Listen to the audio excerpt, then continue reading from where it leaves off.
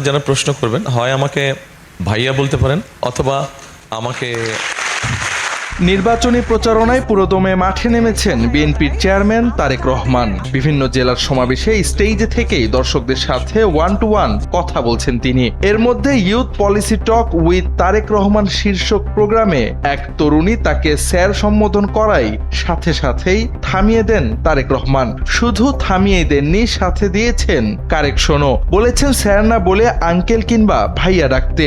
ঘটনাটি ঘটে রোববার সকালে চট্টগ্রামের র্যাডিসন ব্লু ভিউ হোটেলের মেজবান হলে। প্রোগ্রামে প্রশ্ন করার সুযোগ দেওয়া হলে একজন তরুণী মাইক নিয়ে বলেন,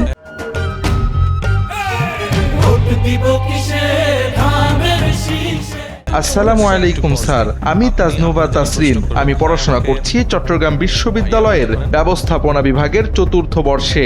এতটুকুতেই থামিয়ে দেওয়া হয় তাকে। তারেক রহমান নিজে বলেন, একটু পজ দিই। আপনারা যারা প্রশ্ন করবেন হয় আমাকে ভাইয়া বলতে পারেন অথবা বয়সের হিসেবে আঙ্কেল ডাকতে পারেন। তবে আঙ্কেল ডাকটা শুনতে খুব একটা পছন্দ করব না, ভাইয়া বললে ভালো লাগবে।